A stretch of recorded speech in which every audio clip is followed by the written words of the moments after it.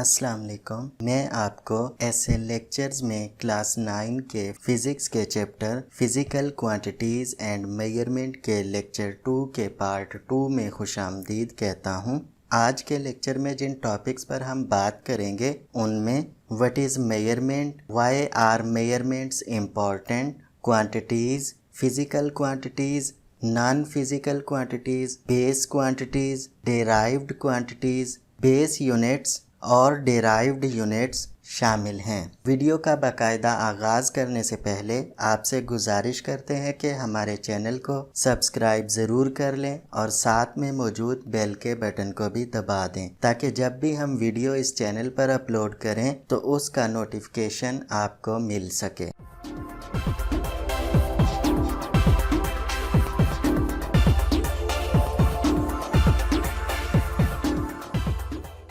आज के लेक्चर में हम सबसे पहले देखेंगे कि पैमाइश क्या है। पैमाइश को समझने के लिए हम एक मिसाल देखते हैं। यहाँ पर आपको शक्ल के अंदर 5 मुख्तलिफ लंबाई के राड्स दिखाए गए हैं।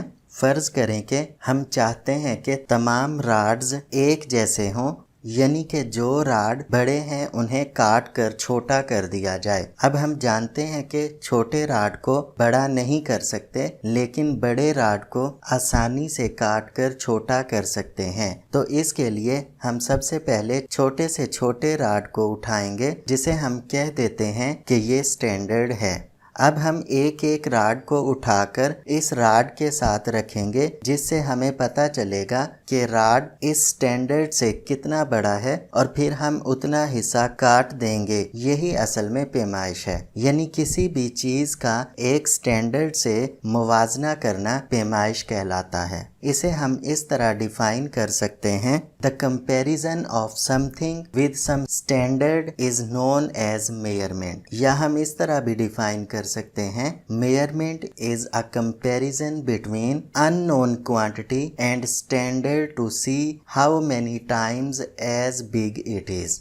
अब पैमाइश के बारे में तो हम कुछ ना कुछ समझ चुके हैं, लेकिन यहाँ पर एक सवाल पैदा होता है कि हम पैमाइश क्यों करते हैं या पैमाइश करना ज़रूरी क्यों है। तो हमेशा याद रखें कि पैमाइश के बगैर हम इस दुनिया को चलती हुई हालत में तसव्वुर भी नहीं कर सकते। Without measurement we can not imagine this world in working condition. मिसाल के तौर पर without measurement purchase and sale of vegetables, fruits, clothes, rice, sugar etcetera are impossible. आप जब भी किसी दुकान पर सब्जियां, फल, कपड़ा, चावल, चीनी वगैरह खरीदते या बेचते हैं तो वो पैमाइश करके ही देते या लेते हैं। पैमाइश के बगैर खरीदो फरोख्त नामुमकिन होती है। The working of labours in factories related to time which can be measured with the help of watch. कारखानों के अंदर काम करने वाले मजदूरों के लिए भी वक्त मुकर्रर होता है, वो वक्त से पहले नहीं जा सकते। वक्त की पैमाइश घड़ी की मदद से की जाती है।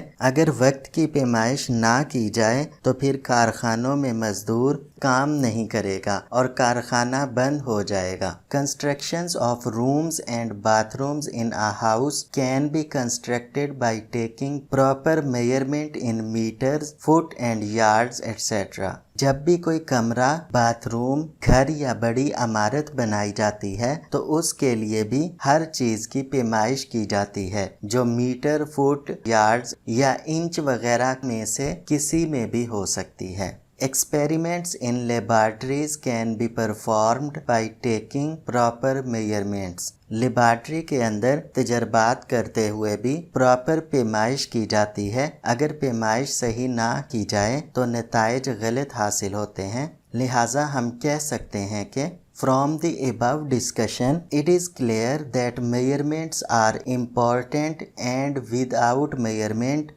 life would become miserable for human beings. इसके बाद क्वांटिटीज़ की बात करते हैं। क्वांटिटीज़ हमारे पास 2 तरह की होती हैं, फिज़िकल क्वांटिटीज़ और नॉन फिज़िकल क्वांटिटीज़। पहले हम फिज़िकल क्वांटिटीज़ की बात करते हैं। The quantities which can be observed and measured accurately are called physical quantities. یعنی وہ مقداریں جن کا مشاہدہ کیا جا سکتا ہے اور ان کو بالکل صحیح ماپا جا سکتا ہے طبعی مقداریں کہلاتی ہیں۔ طبعی مقداروں کو ہم اس طرح بھی ڈیفائن کر سکتے ہیں: accurately measurable quantities are known as physical quantities, مثلا ماس، لینتھ، ٹائم، ویلاسٹی اور مومنٹم وغیرہ۔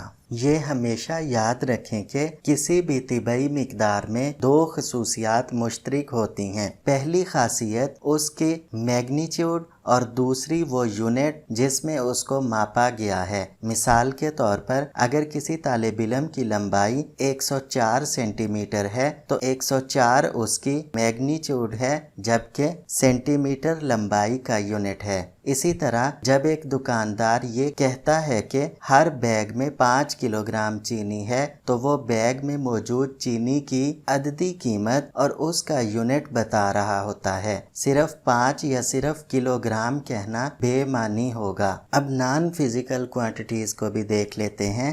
Those quantities which we cannot measure accurately are known as non-physical quantities، یعنی ایسی مقداریں جن کی صحیح طریقے سے پیمائش نہیں کی جا سکتی نان فزیکل کوانٹیٹیز کہلاتی ہیں۔ مثال کے طور پر ہیپینس، سیڈنس اور ایکسائٹمنٹ وغیرہ۔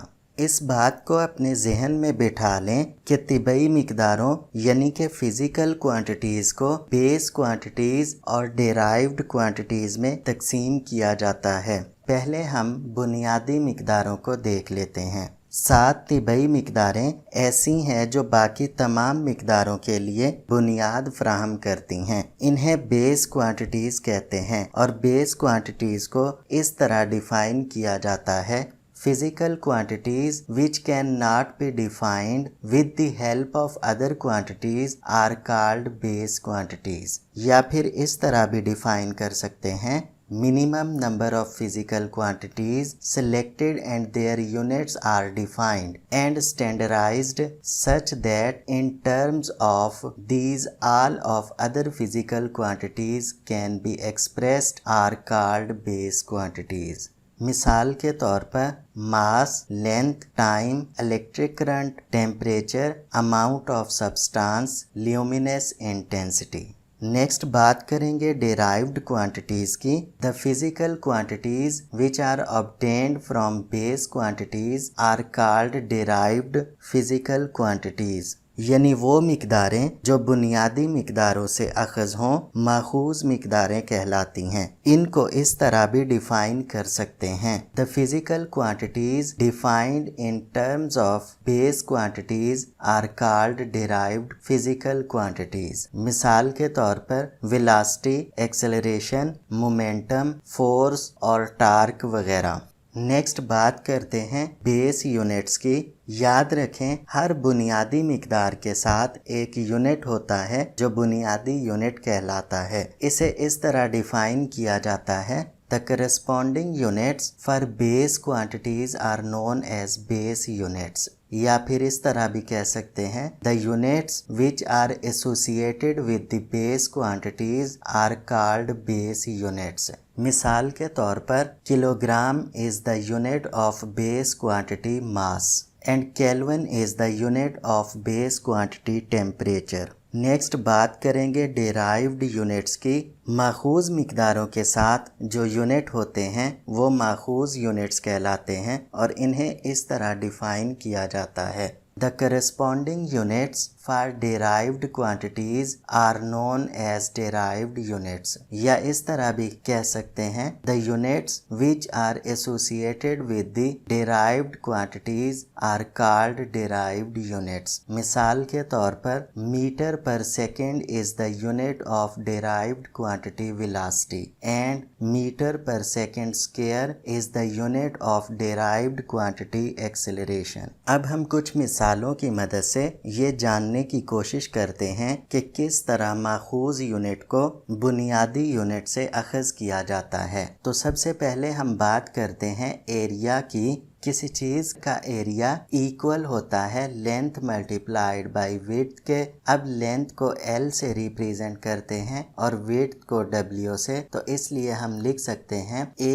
is equal to L multiplied by W۔ अब लेंथ लंबाई है जो कि बुनियादी मिकदार है और इसका यूनिट मीटर होता है। उसी तरह विड्थ भी लंबाई है और ये भी बुनियादी मिकदार है, इसका यूनिट भी मीटर है। तो हम लिख सकते हैं area is equal to metre multiplied by metre which is equal to metre square. तो मीटर स्क्वायर डिराइव्ड यूनिट है जो कि बुनियादी यूनिट से अखज़ हुआ। उसी तरह बात करते हैं वॉल्यूम की, तो वॉल्यूम इक्वल होता है length multiplied by width multiplied by height. तो हम लिख सकते हैं volume is equal to L multiplied by W multiplied by H। अब ये तीनों लंबाइयाँ हैं और लंबाई का यूनिट मीटर होता है, लिहाजा हम लिख सकते हैं volume is equal to V which is equal to M multiplied by M multiplied by M। तो ये आ जाएगा मीटर क्यूब। तो वॉल्यूम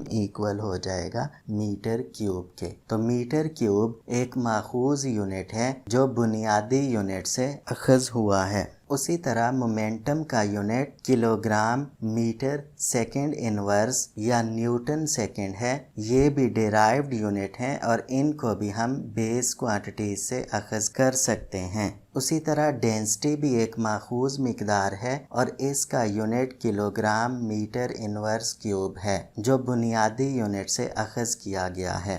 इसी के साथ आज की वीडियो का इख्तिताम करते हैं। बहुत जल्द आपकी खिदमत में हाजिर होंगे एक नई वीडियो के साथ। तब तक इजाज़त दीजिए। अल्लाह हाफ़िज़।